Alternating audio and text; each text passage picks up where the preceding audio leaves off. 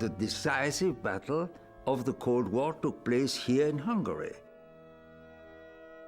I don't know whether the events of '89 could have happened if it hadn't been for '56. I believe we broke the foundation of the communist system.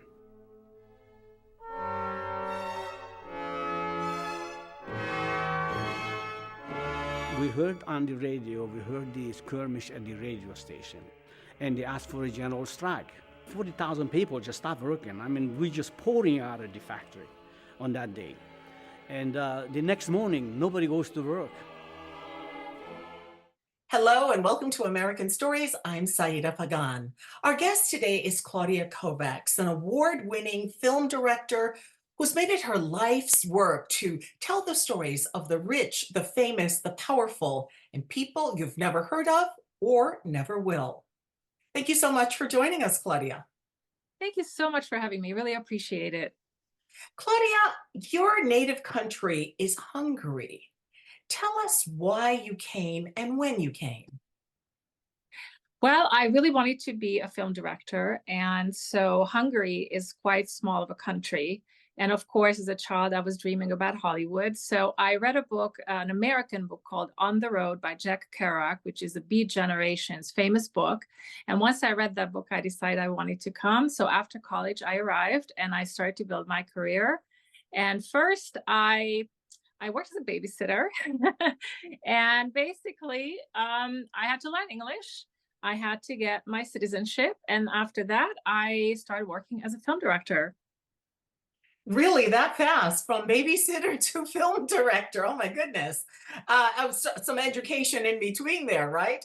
But so tell us, what was the process? Where did you start? How did you begin? Well, yes, of course, I gave you the simplified version because it's actually a really, really long story. But essentially, the story is that when I arrived, I didn't speak English and I had $200.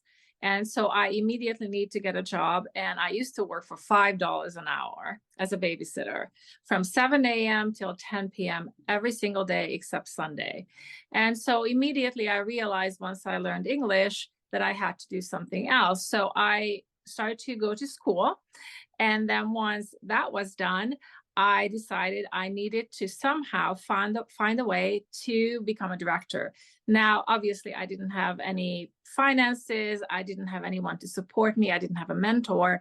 So essentially, and eventually, it's a few years into the process, right? I crowdfunded my first film. I created a community of the North American Hungarian community. I pulled everybody together. I created a community of 20,000 people.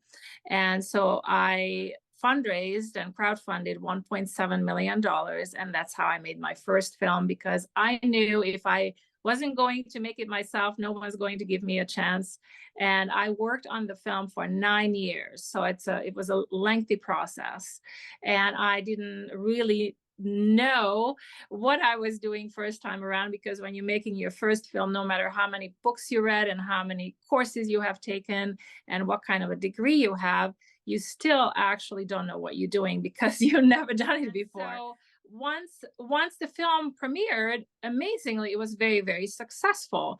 So we were invited to festivals, 21 film festivals. We won 8 awards. We got distribution. And then we also got into the Oscar competition. And then we were also invited to the United States Congress. And so it just went on and on and on. And I'm very, very proud of everybody who helped me. And I'm grateful to everybody who have helped me. And so that's how I became a director, as sort of self-made. Give us the titles of some of your films. Yes, so I worked on many, many projects. I also worked as an actor for a while and as a background actor. So I was also doing a lot of background work to support myself. Torn from the Flag is the film that I'm known for. It's about the Hungarian Revolution of 1956 and the Cold War. And also, I have worked in another film as a producer called Panic Nation. I worked in another documentary called Touche, a blind fencer's story. And my latest film is during the pandemic, I made a short film because Hollywood and the world was closed and I wanted to make something uplifting. So I made a short film and it's called Brown Paper Bag.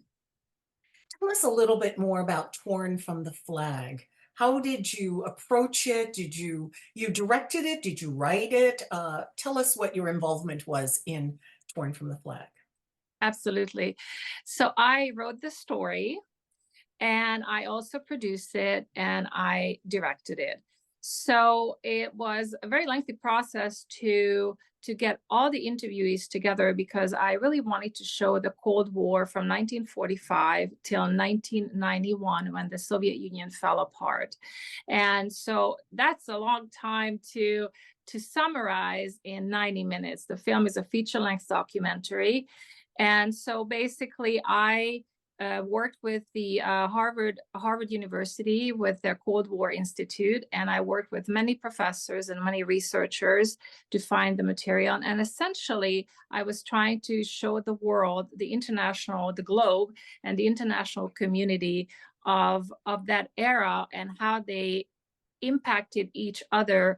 For example, how in Western Europe, they were very much interested in being communist, and then the Hungarian Revolution prevented that. So I've shot in Italy, I shot in Russia, and in Hungary, and the United States. What can we learn today from that film? Well, quite a lot, actually, because of the Ukrainian war. It's so relevant, unfortunately, today. And, you know, what we really have to learn from history is we have to lay down the conflict. We somehow have to find a way to unite as humanity as opposed to focus on the differences. Now, you have another film right now, The Brown Paper Bag. I know you can't, it's a very short film, extremely short, but tell us a little bit about that.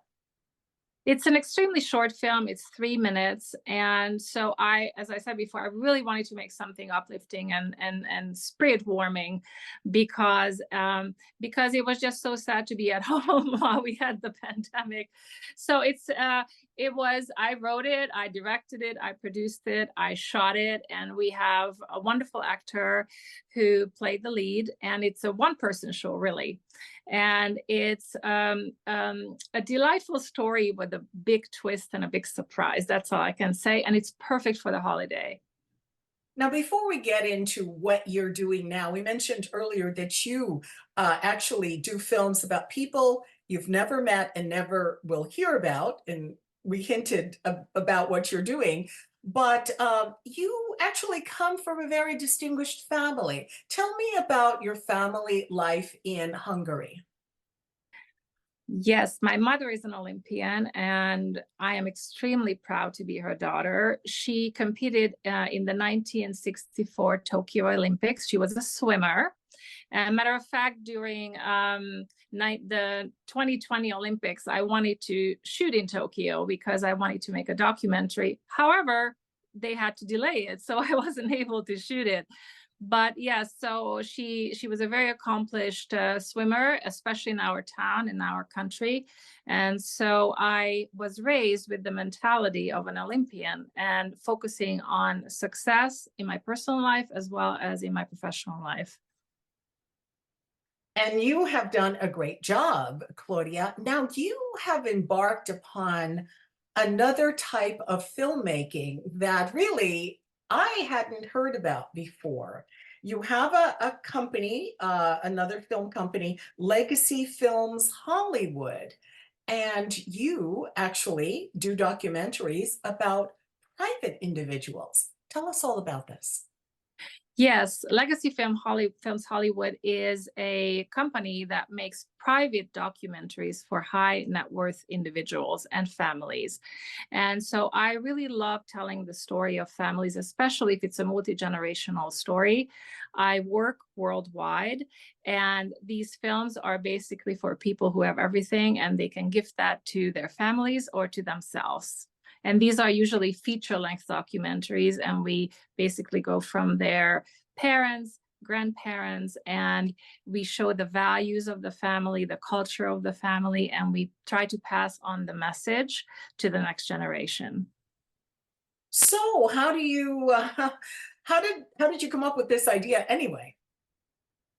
So during my original filmmaking and documentary filmmaking, I have interviewed a lot of Oscar winners, Pulitzer Prize winners, Nobel Prize winners, mayors, presidents, all kinds of politicians. And so they started to actually inquire about my filmmaking. So this is how it all emerged out of this, all those inquiries, and they wanted to tell their stories the way they wanted to tell their stories, and they needed somebody to help them to tell the story in a professional and Oscar quality level.